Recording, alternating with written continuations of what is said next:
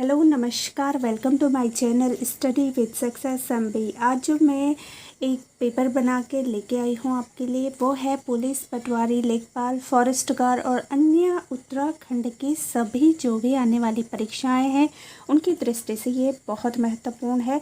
जिस तरीके का उत्तराखंड का सिलेबस पूछा जाता है, उत्तराखंड के जो एग्ज़ाम्स में जैसे पेपरों में पूछा जाता है, उसी तरीके का मैंने भी यहाँ पे आपके लिए पेपर तैयार करा है। तो इसमें जो पहला मैं लेके आई हूँ 20 नंबर की हिंदी जो पूछी जाती है, उससे रिलेटेड कुछ प्रश्न है। तो चलिए देखते हैं आपको इसमें से कितना आता है। अगर आप भी तैयारी कर रहे हैं उत्तराखंड की परीक्षाओं की या फिर अन्य किसी भी परीक्षाओं की, तो ज़रूर आप आंसर कमेंट करके बताएं। तो आज का देखिए, जो हमारा पहला प्रश्न है कि निम्न में शुद्ध वर्तनी है। आपको बताना है कि जो ये 4 ऑप्शन दिए गए हैं, इसमें से शुद्ध कौन सी वर्तनी है। इसमें मैं आपको बता दूं, ऑप्शन ए है शुश्रूषा, ठीक है, शुश्रूषा। और ऑप्शन बी है शुश्रूषा, ऑप्शन सी है शुश्रूषा और ऑप्शन डी है शुश्रूषा। तो आपको बताना है कि इनमें से शुद्ध वर्तनी कौन है। बहुत ही ये थोड़ी बहुत इन सभी में मिस्टेक है, आपको पकड़ना है कि कौन सा शुद्ध है और कौन सा अशुद्ध है। बस मात्राओं का खेल है, कहीं पे श और श्र में थोड़ा सा डाउट दिया गया है। तो अगर आप जानते हैं सही इसका आंसर तो ज़रूर कमेंट करें। बहुत ही महत्वपूर्ण ये प्रश्न है। और अगर नहीं जानते हैं तो मैं आपको बता दूं, इसका जो सही आंसर होगा वो होगा ऑप्शन ए शुश्रूषा, ठीक है, शुश्रूषा, शुश्रूषा होगा सही आंसर। इसमें आप देख सकते हैं इसी टाइप में यहाँ पे भी है, लेकिन यहाँ पे श दूसरा यूज़ हुआ है। और अन्य सभी में भी आपको ध्यान रखना है, यहाँ पे क्या है, ओ की मात्रा बड़ी है लेकिन यहाँ क्या है, छोटी है। तो शुश्रूषा जो शब्द होता है, शुश्रूषा, उसमें शु और श्र पे बड़ी ऊ की मात्रा लगती है और फिर स से षटकोण आएगा, ठीक है। तो ऐसे लिखा जाता है शुश्रूषा। तो आपको कंफ्यूज नहीं होना है, चारों ऑप्शन को आप देख सकते हैं और इसी तरीके से एग्ज़ाम्स में भी पूछा जाता है। आपको लगेंगे सभी ऑप्शन क्या है, सही है। तो उसमें आपको मात्राओं का बहुत ध्यान रखना होता है, इसीलिए मैंने आपको ऐसे ऑप्शन भी दिए हैं और ऐसा प्रश्न दिया है जिसमें आप आगे जाके कंफ्यूज ना हो। अब आज का हम दूसरा प्रश्न देखते हैं। देखिए, आज का जो हमारा दूसरा प्रश्न है वो है कि जो बाहरी ज्ञान से अनभिज्ञ हो उसके लिए सही शब्द क्या है। आपको बताना है कि ऐसा कौन सा शब्द यूज़ होता है जिसे हम कहते हैं कि जो बाहरी ज्ञान से अनभिज्ञ है, उसके लिए एक शब्द आपको बताना है कौन सा सही होगा। इसमें भी आपको 4 ऑप्शन दिए गए हैं। ऑप्शन ए है अनिरुद्ध या ऑप्शन बी पराधीन, ऑप्शन सी है कूपमंडूक या ऑप्शन डी निर्वासित। तो आपको बताना है कि सही आंसर कौन सा है। अगर आप जानते हैं कमेंट करें, नहीं जानते हैं तो मैं आपको बता दूं, इसका जो सही आंसर होगा वो होगा ऑप्शन सी कूपमंडूक, ठीक है, कूपमंडूक सही आंसर हो जाएगा। जो कि क्या होता है, कूपमंडूक मतलब जो बाहरी ज्ञान से अनभिज्ञ हो। जैसे कहते हैं ना, कुएं का मेंढक कुएं में ही ठीक है, उसे पता नहीं होता है कि बाहरी दुनिया में क्या क्या है। इसमें जैसे कि अनिरुद्ध है तो इसका मतलब क्या होता है, जिसे रोका न जा सके, ठीक है। और पराधीन, अगर पराधीन की हम बात करें तो पराधीन का अर्थ होता है दूसरे के अधीन, ठीक है, दूसरे के अधीन। और निर्वासित, निर्वासित जिसे देश से क्या करा जाता है, निकाला गया हो, उसे निर्वासित कहते हैं। और कूपमंडूक जो बाहरी ज्ञान से क्या हो, अनभिज्ञ हो। तो इनमें से अगर कोई भी आपको पूछा जाता है तो मैंने आपको सभी के मतलब आपको समझा दिए हैं। अब आज का हम तीसरा प्रश्न देखेंगे, हिंदी का बहुत महत्वपूर्ण ये प्रश्न है। तत्सम शब्द है, आपको बताना है कि इन सब में से तत्सम शब्द कौन सा है। तो इसमें जो ऑप्शन ए दिया गया है वो है कंदुक। क्या कंदुक तत्सम शब्द है, या ऑप्शन बी है आपका चंद्र, या ऑप्शन सी है गौ जिसे कि गाय भी कहते हैं, या ऑप्शन डी ये सभी। या तो ये सभी आपके क्या हैं, तत्सम है, या फिर इनमें से अगर आपको लगता है कोई एक तत्सम है तो आप जल्दी से कमेंट करके मुझे बताएं कि क्या इसका सही आंसर होगा। तो चलिए ज़्यादा वक्त न गंवाते हुए मैं आपको बता दूं कि इसका जो सही आंसर है वो होगा ऑप्शन डी। ये सभी क्या हैं, सही हैं। कंदुक का मतलब क्या होता है, गेंद होता है, और चंद्र जो कि क्या होता है, चांद होता है। गौ का क्या होता है, गाय होता है। तो ये सभी क्या हैं, तत्सम शब्द हैं। तत्सम तद्भव हिंदी वाली प्लेलिस्ट में अगर आप देखना चाहें तो उसमें मैंने कुछ वीडियोस बताई है जिसमें अलंकार भी मैंने बताए हैं, तो आप उसे देख सकते हैं। ठीक है। अब आज का फोर्थ वाला महत्वपूर्ण प्रश्न है कि उसका प्रवासी पति, ठीक है, वाक्य है कि उसका प्रवासी पति घर लौटा है। वाक्य है, बार बार मैं बता रही हूँ, आप ध्यान से सुनिएगा। वाक्य है उसका प्रवासी पति घर लौटा है। इसमें आपको क्या बताना है, इसमें आपको विशेषण बताना है। आपको बताना है कि इसमें क्या विशेषण है। उसका प्रवासी पति घर लौटा है, इसमें विशेषण बताइए। आपको 4 ऑप्शन दिए गए हैं। ऑप्शन ए है सालों, सालों मतलब वर्षों, और ऑप्शन बी है प्रवासी, ठीक है। ऑप्शन सी है पति, या ऑप्शन डी बाद। आपको बताना है इन चारों में से कौन सा विशेषण है।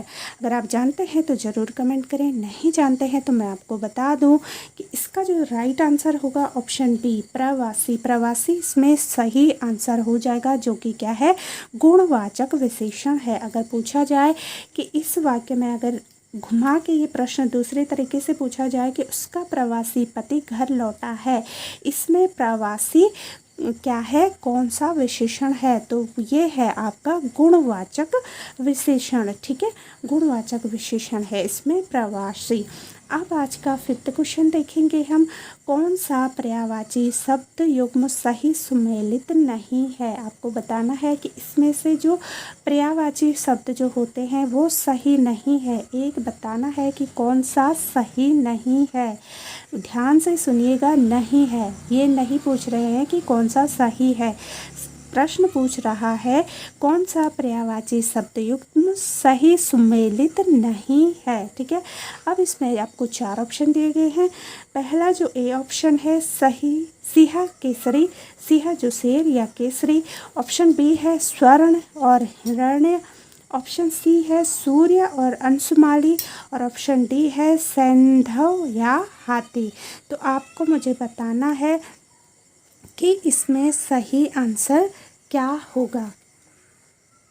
तो अगर आप जानते हैं तो ज़रूर कमेंट करें, नहीं जानते हैं तो मैं आपको बता दूं ऑप्शन डी इसमें क्या होगा, सही होगा। ये यहाँ पे क्या है, सैंधव हाथी। ये क्या हो जाएगा आपका, ये सुमेलित नहीं है। यहाँ पे क्या आना चाहिए था, घोड़ा आना चाहिए था। ठीक है, सैंधव का मतलब क्या होता है, घोड़ा होता है। तो ये इसका क्या नहीं है, पर्यायवाची नहीं है, क्योंकि इसका मतलब तो घोड़ा होता है और ये क्या है, हाथी है।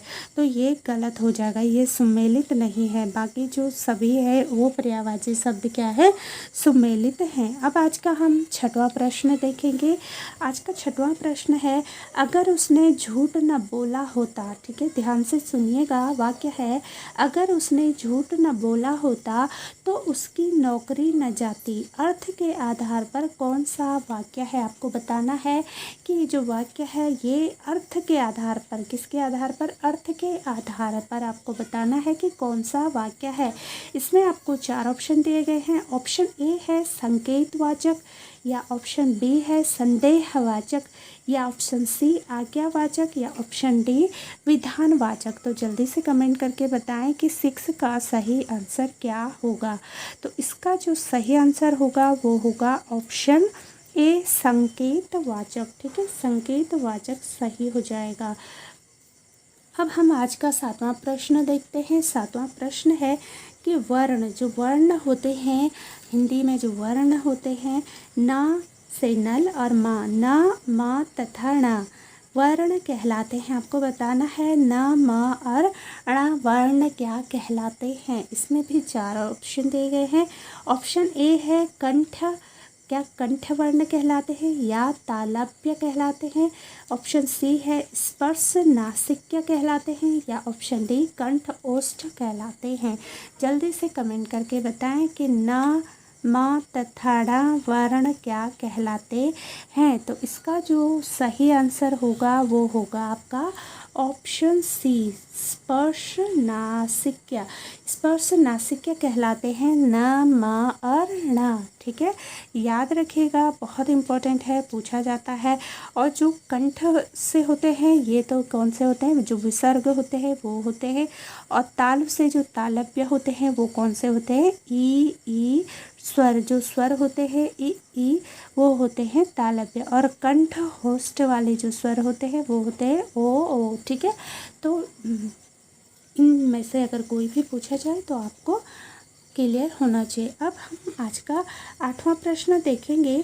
कौन सा शब्द, ऐसा कौन सा शब्द है जो भेद शब्द का अनेकार्थक नहीं है। भेद शब्द का अनेकार्थक नहीं है। आपको बताना है कि इन 4 ऑप्शनों में से ऐसा कौन सा ऑप्शन है जो भेद शब्द का अनेकार्थक नहीं है। ऑप्शन ए है दर, या ऑप्शन बी है रहस्य, ऑप्शन सी है फूट, या ऑप्शन डी छेदन। आपको बताना है कि भेद का अनेकार्थक शब्द कौन सा नहीं है। जल्दी से कमेंट करें अगर आप जानते हैं। नहीं जानते हैं तो मैं आपको बता दूं, इसका जो सही आंसर है वो है ऑप्शन ए। ठीक है, जो दर है ये भेद का अनेकार्थक शब्द नहीं है। अब हम आज का 9वां प्रश्न देखेंगे। देखिए, जो आज का 9वां प्रश्न है, कौन सा मुहावरा, ठीक है, कौन सा मुहावरा अपने अर्थ के साथ सही सुमेलित नहीं है। ये चीज़ बहुत गौर से पढ़नी चाहिए, क्योंकि कई बार हमें ऐसा लगता है कि ऐसा पूछा गया है कि कौन सा सही सुमेलित है, लेकिन यहाँ पे आप देख सकते हैं पूछा गया है कौन सा मुहावरा अपने अर्थ के साथ सही सुमेलित नहीं है। ठीक है, कभी भी आप एग्ज़ाम्स में ये चीज़ें देखते हैं तो जहाँ पे नहीं हो तो उसे आप अंडरलाइन ज़रूर कीजिए, ताकि कई बार ऐसा होता है क्वेश्चन देखते देखते हमारा ध्यान इधर उधर कहीं भटक जाए और हमारे दिमाग से हट जाती है कि यहाँ पे क्या पूछा था कि सुमेलित नहीं है, और हम देखने लगते हैं कौन से सुमेलित हैं। ठीक है, तो ये आप ध्यान रखिएगा, कहीं पे भी ऐसे कोई प्रश्न हो तो उसमें आप अंडरलाइन करने के बाद ही आंसर को ढूंढिएगा।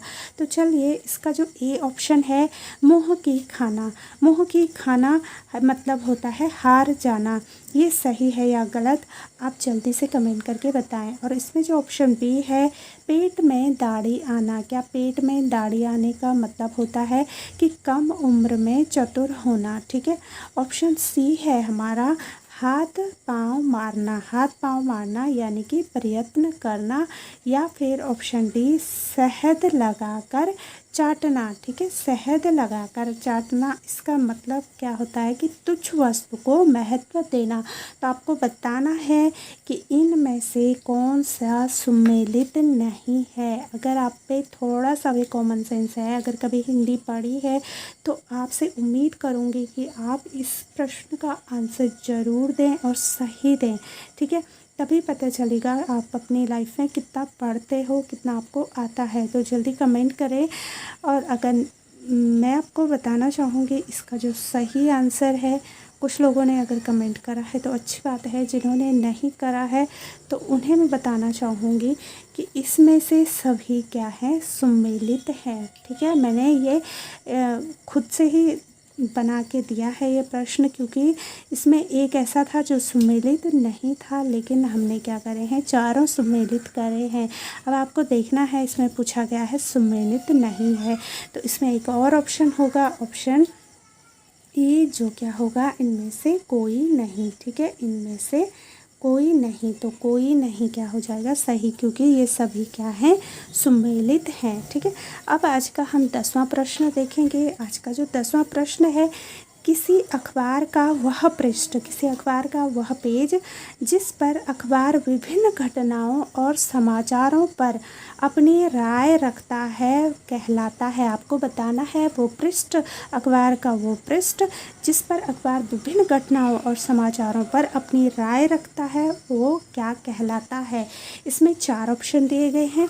ऑप्शन ए है फोटो पत्रकारिता, या ऑप्शन बी कार्टून कोना, ऑप्शन सी रेखांकन, या ऑप्शन डी संपादकीय। जल्दी से बताइए कि कौन सा कहलाता है। तो इसका जो सही आंसर है वो हो जाएगा आपका ऑप्शन डी, संपादकीय। ठीक है, संपादकीय कहलाता है। अब आज का 11वां प्रश्न है, 11वां प्रश्न है कि निम्न में स्त्रीलिंग शब्द नहीं है। नहीं है, आपको बताना है कि इन 4 ऑप्शनों में से कौन सा स्त्रीलिंग शब्द नहीं है। ऑप्शन ए है अड़चन, ऑप्शन बी अपेक्षा, ऑप्शन सी अफवाह या ऑप्शन डी आचरण। जल्दी से आपको कमेंट करके बताना है कि इन 4 ऑप्शनों में से कौन सा स्त्रीलिंग शब्द नहीं है। तो अगर आप जानते हैं तो बहुत अच्छी बात है, नहीं जानते हैं तो मैं आपको बता दूं और बहुत ही महत्वपूर्ण है, पूछा जा सकता है। इसका जो सही आंसर होगा ऑप्शन डी आचरण क्या है, स्त्रीलिंग शब्द नहीं है। ठीक है, अब आज का हम 12वां प्रश्न देखेंगे कि हिंदी शब्दकोश में निम्न में से कौन सा शब्द सबसे पहले आएगा। मोस्ट इम्पोर्टेंट है, तो जल्दी से आप कमेंट जरूर करें। ऑप्शन ए है असम्यक। क्या असम्यक ऐसा शब्द है जो कि हिंदी शब्दकोश में सबसे पहले आएगा, या ऑप्शन बी है असमंजस, या ऑप्शन सी है असहमति, या ऑप्शन डी असमर्थ। आपको बताना है इन 4 ऑप्शनों में से हिंदी शब्दकोश में सबसे पहले कौन सा शब्द आएगा। अगर आप जानते हैं ज़रूर कमेंट करें, नहीं जानते हैं तो मैं आपको बता दूं इसका जो सही आंसर है वो होगा ऑप्शन बी असमंजस। ठीक है, जो असमंजस है यह सबसे पहले आएगा, फर्स्ट नंबर पे आएगा आपका असमंजस, और सेकंड पे क्या आएगा असमर्थ आएगा, और थर्ड पे अगर हम देखें तो थर्ड पे आएगा असम्यक। ठीक है, ये आएगा आपका तीसरे नंबर की पे, और असहमति आ गया आपके 4th नंबर पे। ठीक है, तो ये इस प्रकार से है। अब आज का हम नेक्स्ट प्रश्न देखेंगे, 13वां प्रश्न है कि कौन सा विलोमार्थी शब्द युग्म सही सुमेलित नहीं है। ठीक है, सही सुमेलित नहीं है। आपको बताना है कि कौन सा विलोमार्थी शब्द युग्म सही से सुमेलित नहीं है। 4 ऑप्शन दिए गए हैं। ऑप्शन ए है नैसर्गिक, या फिर इसके साथ है आपका कृत्रिम। क्या नैसर्गिक का विलोम कृत्रिक होता है, या ऑप्शन बी आधार का विलोम निराधार, ऑप्शन सी जरा का विलोम शैशव, या ऑप्शन डी आस्था का विलोम अवस्था। आपको बताना है कि इसमें से कौन सा सही नहीं है, सही नहीं है ऐसा पूछा जा रहा है। जल्दी से कमेंट करके बताएं कि कौन सा सही नहीं है। अगर आप जानते हैं तो ज़रूर बताएं, नहीं जानते हैं तो मैं आपको बता दूं कि ऑप्शन डी क्या होगा, इसमें सही हो जाएगा, क्योंकि ये सही सुमेलित नहीं है। कैसे नहीं है, आस्था का विलोम क्या होगा अवस्था होगा, नहीं, आस्था का विलोम होता है अनास्था। ठीक है, अनास्था, तो ये अवस्था तो एक स्थिति हो गई है, इसलिए ये क्या है आपका सही हो जाएगा। अब आज का हम नेक्स्ट 14वां प्रश्न देखेंगे। 14वां प्रश्न है साधनावस्था में प्रयुक्त संधि है। आपको बताना है जो ये शब्द है साधनावस्था, इसमें कौन सी संधि प्रयुक्त हुई है। ऑप्शन ए है वृद्धि संधि, ऑप्शन बी व्यंजन संधि, या ऑप्शन सी दीर्घ संधि, या ऑप्शन डी विसर्ग संधि। अगर आप जानते हैं ज़रूर कमेंट करें कि साधनावस्था में प्रयुक्त कौन सी संधि है। तो इसका जो सही आंसर होगा ऑप्शन सी दीर्घ संधि। ठीक है, दीर्घ संधि होती है, साधना प्लस अवस्था हो जाएगा साधनावस्था। ठीक है, तो इसमें कौन सी संधि है, दीर्घ संधि है। अब 15वां प्रश्न हम हिंदी सेक्शन का देखेंगे। 15वां प्रश्न है कि राजभाषा का तात्पर्य है। आपको बताना है कि राजभाषा का मीनिंग क्या है। ऑप्शन ए है देश की सांस्कृतिक भाषा, या ऑप्शन बी सरकारी कामकाज की भाषा, या ऑप्शन सी केवल गतिविधियों की भाषा, या फिर ऑप्शन डी इनमें से कोई नहीं। तो जल्दी से आप मुझे कमेंट करके बताएं कि राजभाषा का क्या तात्पर्य है। ऑप्शन ए देश की सांस्कृतिक भाषा, ऑप्शन बी है सरकारी कामकाज की भाषा, या केवल गतिविधियों की भाषा, या कोई नहीं। अगर आप जानते हैं राजभाषा की डेफिनेशन तो ज़रूर आप कमेंट करके बताएं, नहीं जानते हैं तो मैं आपको बता दूं इसका जो सही आंसर होगा ऑप्शन बी सरकारी कामकाज की भाषा को क्या कहते हैं? राजभाषा कहते हैं। अब हम 16वां प्रश्न देखेंगे। जैसे कि मैंने आपको बताया उत्तराखंड के एग्ज़ाम्स में 20 नंबर की हिंदी ज़रूर पूछी जाती है। तो आज का जो पेपर है उसमें हमारा जो 16वां प्रश्न है कि कारक के रहते हुए भी कार्य का न होना, ठीक है, कार्य का न होना किस अलंकार का प्रमुख गुण है? आपको बताना है कि कारक के रहते हुए भी कार्य का न होना किस अलंकार का प्रमुख गुण है? इसमें 4 ऑप्शन दिए गए हैं। ऑप्शन ए विभावना अलंकार, या ऑप्शन बी विशेषोक्ति अलंकार, या ऑप्शन सी अपहनुक्ति अलंकार, या ऑप्शन डी पुनरुक्ति प्रकाश। ठीक है, तो आप जल्दी से कमेंट करके बताएं कि कारक के रहते हुए भी कार्य का न होना किस अलंकार का प्रमुख गुण होता है।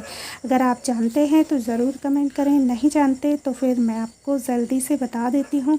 इसका जो सही ऑप्शन है ऑप्शन बी होगा विशेषोक्ति अलंकार। ठीक है, विशेषोक्ति अलंकार सही आंसर हो जाएगा। विशेषोक्ति अलंकार में क्या होता है कि कारक के रहते हुए भी कार्य का न होना पाया जाता है किसमें? विशेषोक्ति अलंकार में। अब आज का 17वां प्रश्न देखेंगे, काठ का सपना। ठीक है, काठ का सपना नामक जो कहानी है, संग्रह, उसके रचनाकार हैं। आपको बताना है कि काठ का सपना नामक जो कहानी है, ठीक है, उस कहानी संग्रह के रचनाकार कौन है? तो इसमें आपको 4 ऑप्शन दिए गए हैं। ऑप्शन ए है मुक्तिबोध, या ऑप्शन बी निराला, ऑप्शन सी है हजारी प्रसाद द्विवेदी जी, या ऑप्शन डी मन्नू भंडारी। जल्दी से बताइए, काठ का सपना, काठ का सपना नामक कहानी संग्रह के रचनाकार कौन है? जल्दी से कमेंट करें। अगर नहीं आता है तो बार बार मैं ही बता रही हूँ, आप लोग भी कमेंट कीजिए, अपने नॉलेज को बढ़ाइए।